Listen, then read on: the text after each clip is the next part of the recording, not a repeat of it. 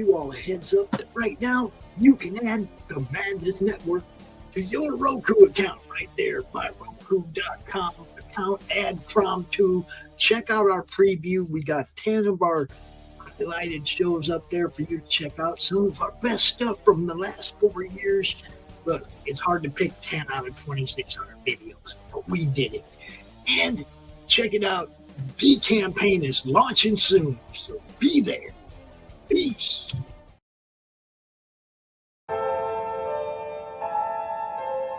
Fairview's coffee has mysteriously gone missing. Mayhem ensues when strange, coffee-craving zombies plague the city. Detective Mickey Potatoes, an overworked public servant, uncovers why ordinary citizens are losing their minds and how to stop the coffee apocalypse. But it involves the mafia. And when you're dealing with mafia crime families, nothing is ever easy. The mafia controls everything in the city, including the police, including him. If he breaks the mafia, they will break him.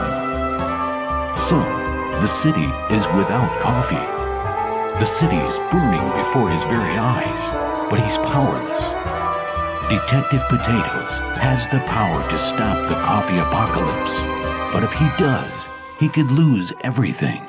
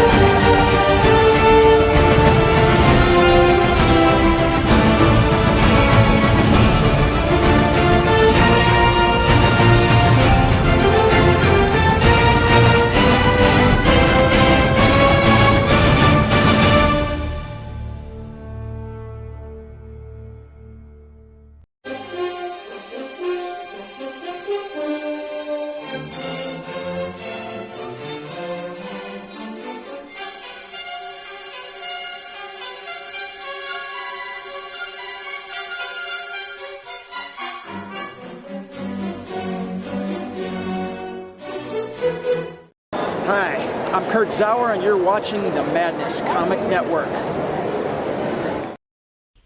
And now for something completely different.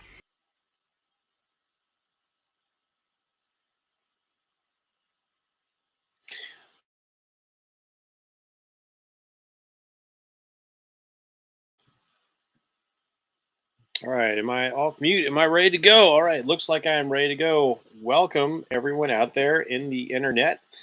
I am Bracey, coming to you this time not to play some awesome Dungeons & Dragons, but to comment on things that you should be reading for the Madness Comic Book Network. And today I want to talk to you about Walt Simonson's run on the Mighty Thor in the 1980s. Now, this was from issues 337 to 382. And for the overwhelming majority of that time, Walt served as both writer and artist. And it's still, to my day, my favorite run on Thor, despite the likes of John Buscema, a longtime Thor artist, being one of my favorite Marvel artists of all time.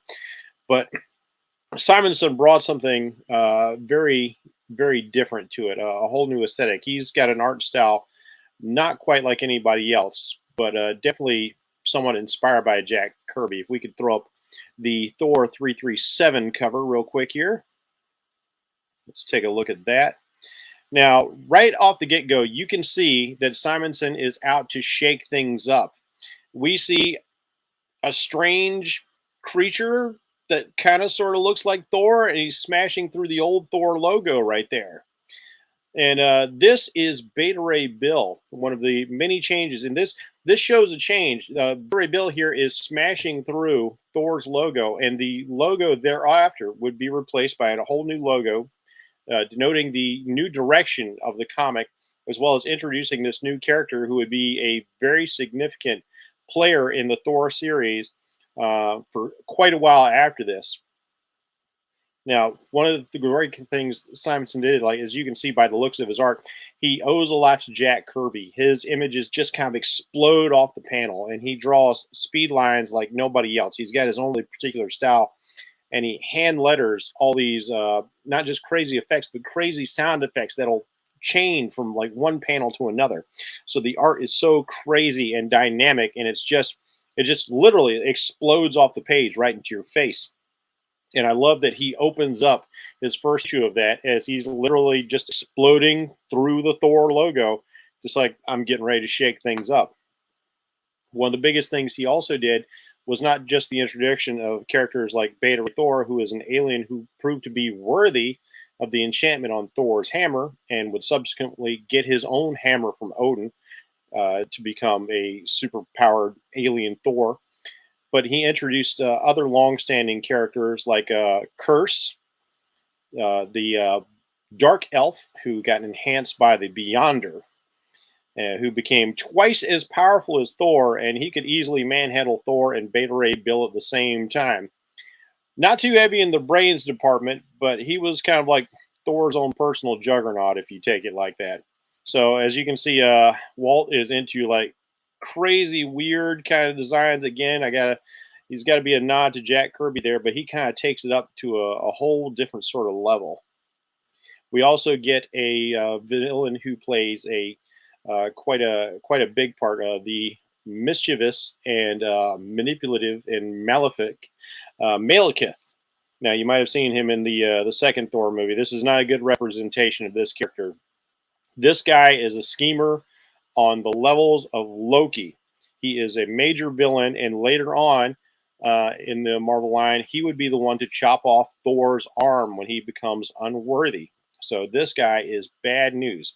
He uses magic and guile and planning, and here he is holding the cask of ancient winters. And that's another thing about Simonson's run. Simonson's run, he has all these great story arcs, and they build one upon another until you finally get to these cataclysmic events. And his run is punctuated by this one like earth-shattering event after another. And this is really the sort of thing you want with a Thor. I know people have a hard time writing, say, Superman, because they say like, oh, Superman can do too much. And so you've got to give him Superman level events to deal with, or he's just basically saving Lois Lane all the time. Thor is not classically meant to be a superhero.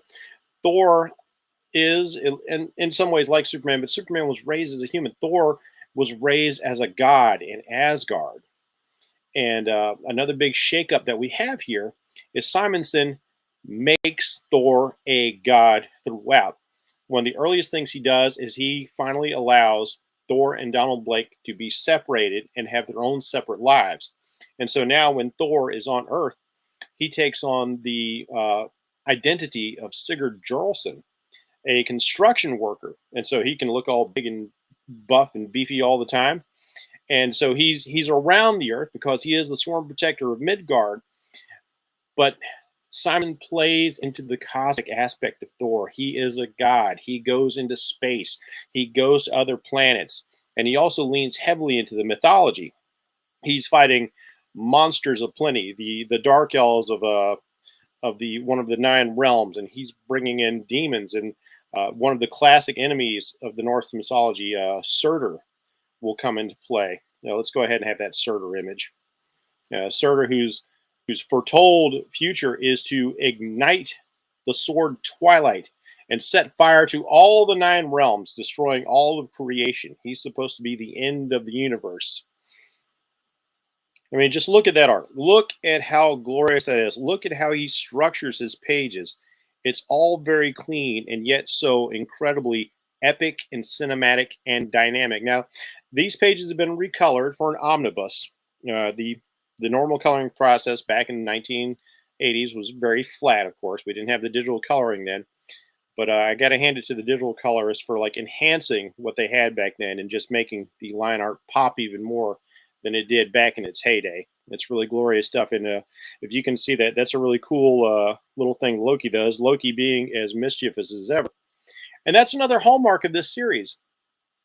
He takes the characters who've had one sort of way about them, and he starts sort of redeeming them and twisting them. The Simonson Loki that we get is very much the Loki that we see in the current MCU. This is where Loki starts to do his heel turn. He's turning away from being a heel, and he's not really quite babyface. He'll never be the hero because the complexity of the nature between Thor and Loki is they are supposed to be that sibling rivalry. Now, he was the god of mischief, and in the early 70s and 80s, he was like 60s through, he became the god of evil. But here he's going back to being the god of mischief.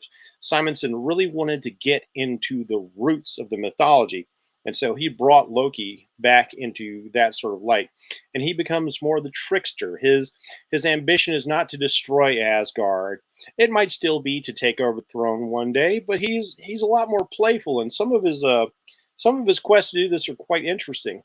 Another character that gets introduced as part of Loki's plot is the sister of the enchantress Amora, her sister Lorelei, and she teams up with Loki to basically put the old love whammy on Thor and get him to do their bidding together.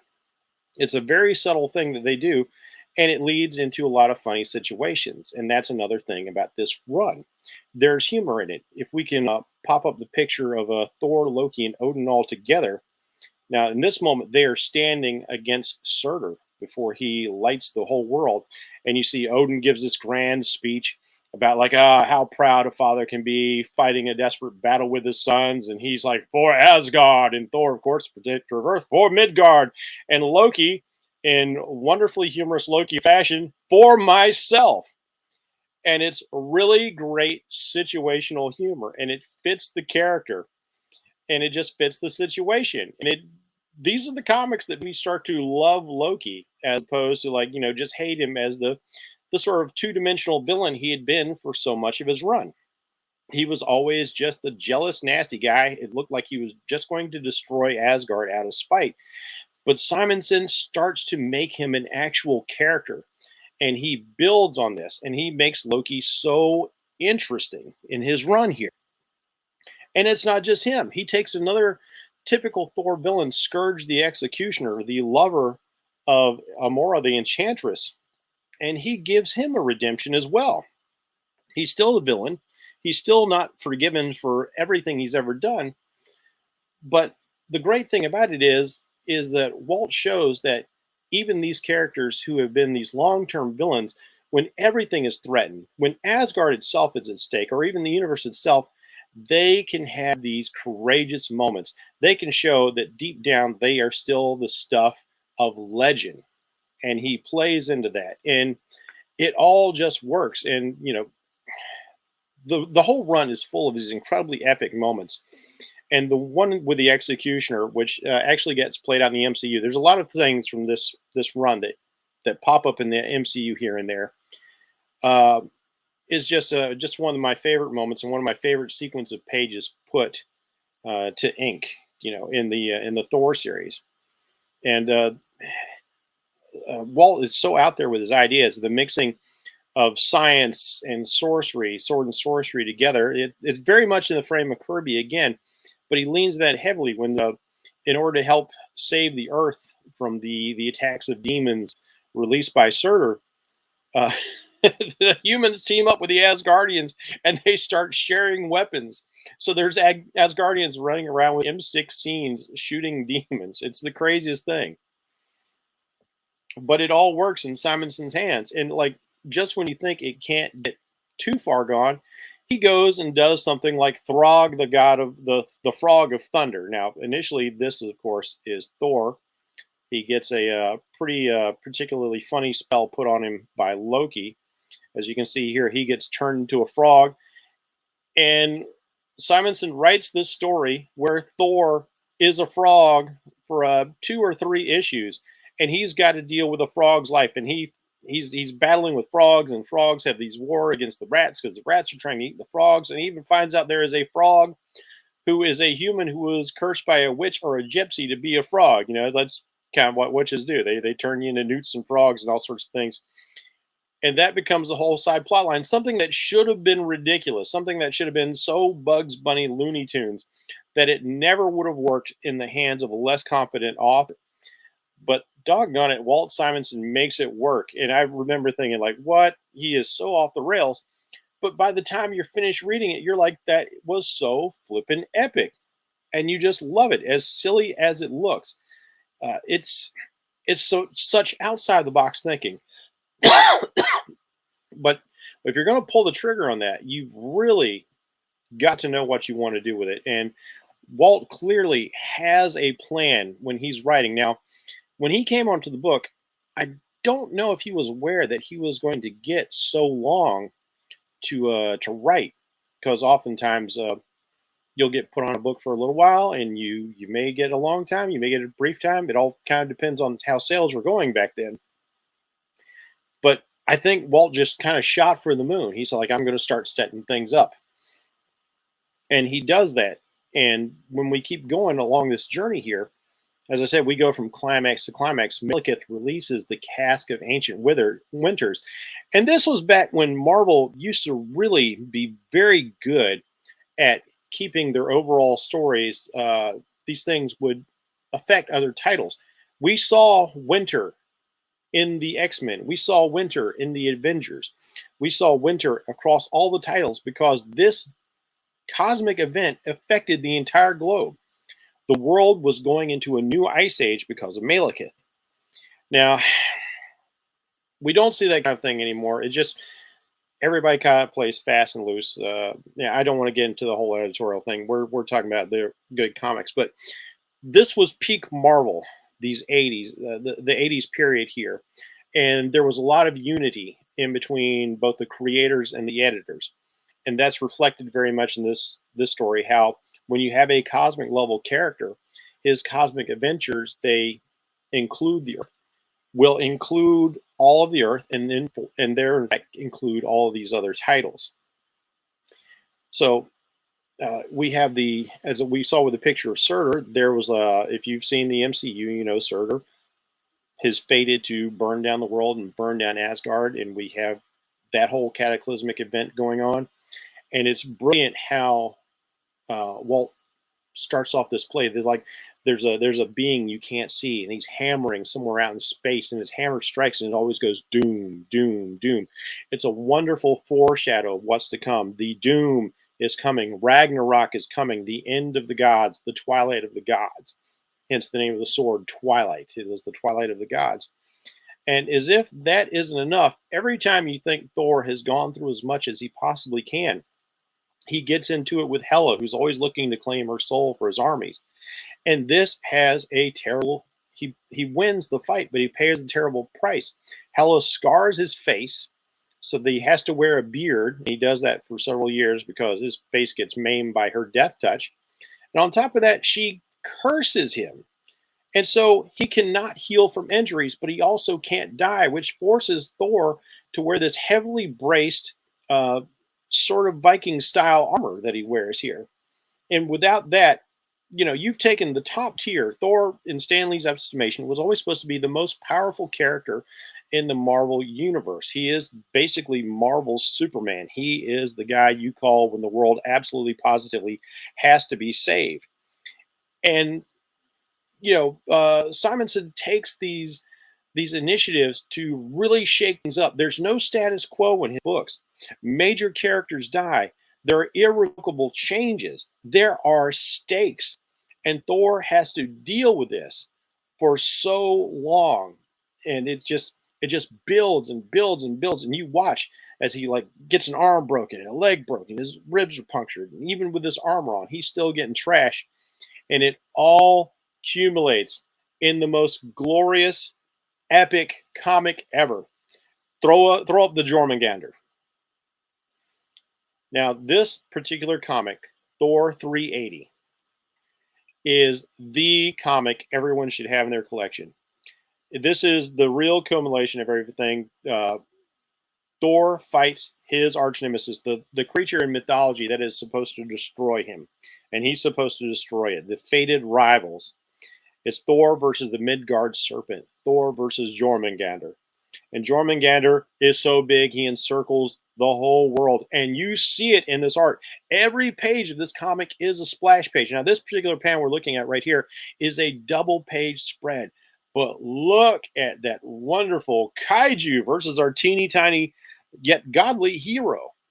And this is sort of epicness that Simonson kept bringing us issue after issue, even when he would take these weird sort of funny tangents and he brought all this exciting humor into things.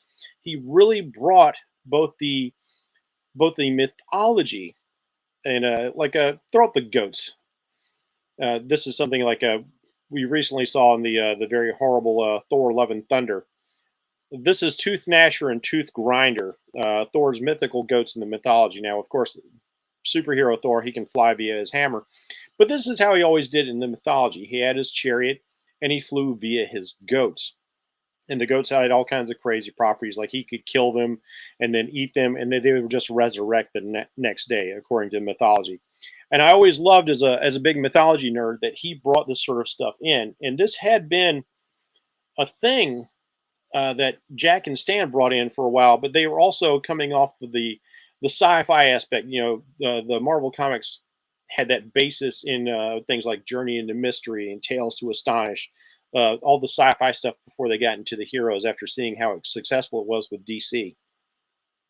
So those elements are still in there. You got Beta Ray Bill, who's an alien, and this whole thing kicks off with the journey into space, which is all tied into everything that goes on.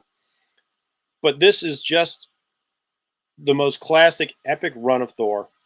Everyone should check it out. If you really want to see what Thor is all about, if you want to dig down deep into the character of Thor and how he should be, this is where you go. And you can be satisfied in the fact that it's not just going to be a status quo book. You are going to see Thor go through his paces. You're going to see him in the highest of victories and the lowest of losses. And it's a beautiful run of comics. Still my favorite. Still a classic. And I'm not the only one who thinks so. This is really an epic, epic run. And you should go check it out. It's collected into a number of trade paperbacks and also an omnibus edition. Very easy to get a hold of, and you'd be doing yourself a tremendous favor if you were to do so. Well, I've been Bracey for the Madness Comic Book Network, and keep reading good stuff, everybody. Comic Books for Kids provides comic books to kids in hospitals and cancer centers across the U.S. It's a place where we can all work together to make sure every child has a comic book. 100% of all proceeds go towards the kids. It's about making a difference, and while they're in the hospital, allowing them to fly like a superhero, battle dragons, or rescue teddy bears. We are in every state in the country and now support over 160 hospitals. Every month, we add more. Visit cb4k.org.